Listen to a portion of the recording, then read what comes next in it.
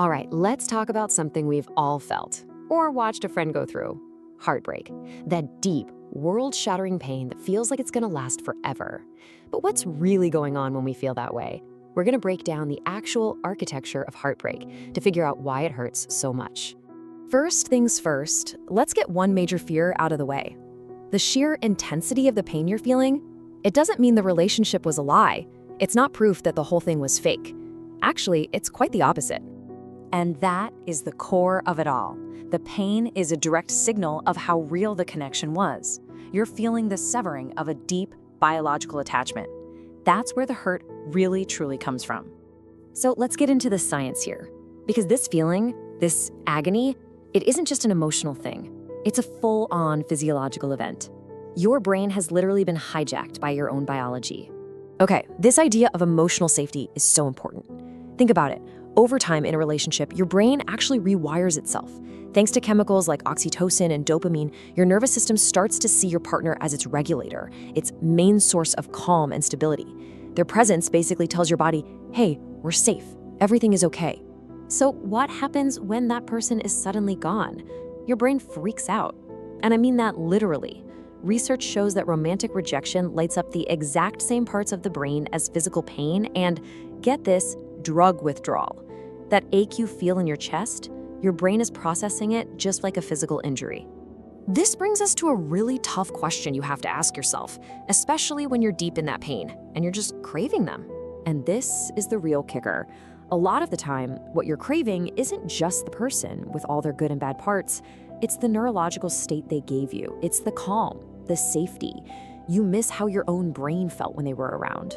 So we've covered the biological withdrawal, but the fallout from a breakup is so much bigger than that. It's like the whole psychological world you built together just collapses.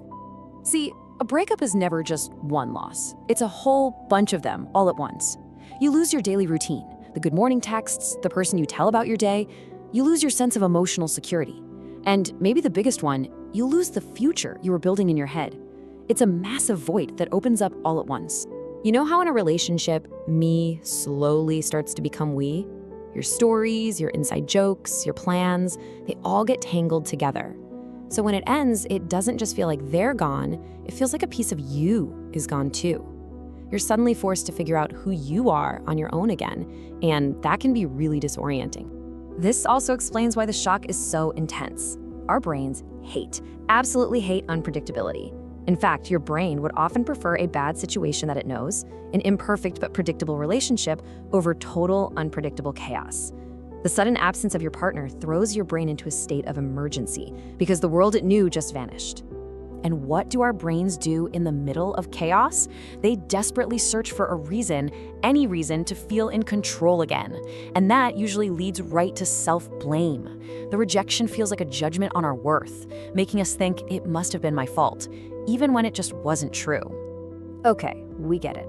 It hurts like hell for very real reasons. So, how do we actually get through it? Let's talk about healing, because just like the pain, the healing process is also based in science. Healing isn't some vague idea of moving on. It's a real biological process. It's about emotional re-regulation. You're literally teaching your nervous system that it can feel safe and stable all by itself, without that person it came to depend on.